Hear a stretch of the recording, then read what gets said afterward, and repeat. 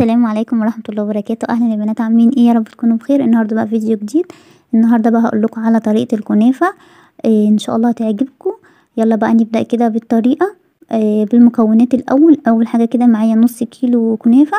الافضل تكوني حطاها في الفريزر وتطلعيها تاني يوم، يعني تبيتيها يعني ليلة في الفريزر وتطلعيها تاني يوم عشان يعني تتفرك معاكي بسهوله وكده.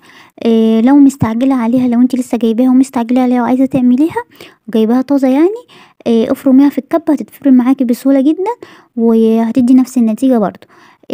تمام كده. معانا بقى نص كيلو كنافه زي ما قلت لكم، عليها نص كوبايه سكر بودره، وكمان عليها كوبايه سمنه تسيحيها على النار وتحطيها عليها وتبداي بقى تفركي كده كل المكونات مع بعضها.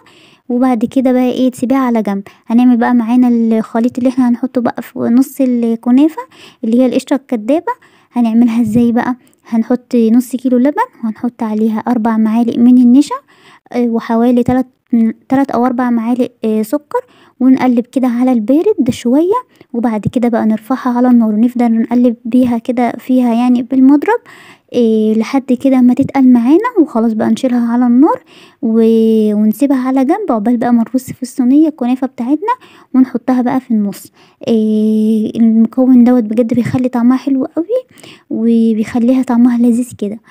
تمام. بص انا بقلبها كده الاول على البارد قبل ما اطلعها على النار عشان المكونات بتاعتها تتجانس كده وما تكلكعش معايا. وبعد كده بقى اطلع بيها على النار، احطها على النار واسيبها كده لحد ما تتقل معايا واشيلها. دلوقتي بقى احط بقى الكنافه في الصينيه بتاعتي. اول حاجه دهنت الكنافه من تحت سمنه، وبعد كده بقى هبدا احط نص كميه الكنافه من تحت، وهبدا اسويها كده كويس جدا. لازم اسويها كويس جدا في الارضيه كده، في ارضيه الصينيه يعني من تحت. وهبدا اسويها كده عشان لما احط عليها الخليط كده يبقى كلها ايه كده متساويه يعني مع بعضها. هبدا اعملها كده بايدي، وبعد كده بقى هجيب طبق. لو انت عندك طبق حطي اعملي بيه ماشي، ممكن تجيبي صينيه اصغر من ديت وتبداي تعملي بالصينيه، يبقى ايه احسن يعني وافضل. بس انا بقى جبت طبق كده وهبدا اسويها كلها عشان كلها تبقى نفس المستوى. دي اهم خطوه في الكنافه كلها، في عمايل يعني الكنافه لازم تعمليها كده بالطبق عشان تسويها كلها كده تبقى كلها نفس السوا. تمام زي ما انا بعملها كده. كده خلاص انا سويتها كلها. هبدأ بقى اجيب الخليط بتاعي اللي انا عملته خلصته. وحطيه بقى كده، هو لسه سخن كده ولسه قافله عليه. ابدأي بقى حطيها على الكنافه اللي انت سويتيها كده من تحت، بس حاولي على قد ما تقدري يعني وسطنيها، ما تحطيش القشطه كده من بره عشان ما تحطوش يعني في الحروف عشان ما تتحرقش، ما تتحرقش معاكي يعني وكده. خليها كده في نص الصينيه بالظبط زي ما انا عاملاها كده. وابدأي بقى حطي عليها بقية الكمية اللي عندك. ابدأي بقى رصيها عليها من فوق، وابدأ بقى ايه اسويها كده. تمام كده خلاص خلصت وسويتها كده خلاص. هعمل ايه بقى دلوقتي؟ احط عليها سمنة كده من فوق من على الوش، حوالي يعني ربع كوباية سمنة كده. سيحتها برضو كده وحطيت عليها على الوش كده من فوق. بصوا يا جماعة، ايه الكنافة ايه اصلها؟ السمنة يعني هي روحها السمنة، فلازم هتحطي فيها سمنة كتير عشان تديكي ايه طعم حلو. تمام. انا بقى كنت في الفترة دي معلقة من قبل ما اعمل اي حاجة.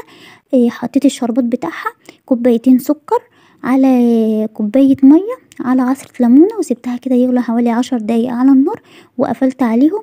الشربات بتاع الكنافة لازم يكون تقيل. تمام كده. انا بقى خلصتها كده خلاص وسويتها من تحت على درجة حرارة 180. وبعد كده حطيتها تحت الشوايه. لو مش عايزه تحطيها تحت الشوايه ممكن تقلبيها وتحطيها تاني في الفرن من تحت، بس انا حطيتها تحت الشوايه وحبيت اطلعها لونها فاتح كده شويه. لو انت عايزه تطلعها لونها غامق عن كده شويه تمام، بس انا حبيت انا اطلعها لونها فاتح كده.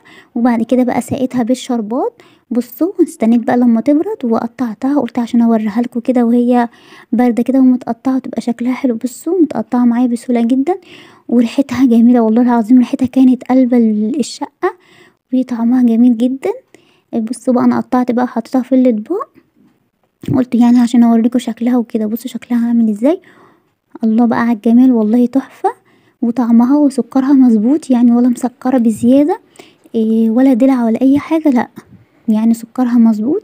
زي ما قلتلكوا كده الشربات بتاعها كوبايتين سكر على كوباية مية. يا رب يكون الفيديو عجبكم، بس ياريت لو عجبكم دوسوا لايك، وان شاء الله استنوني في فيديو جديد. مع السلامة.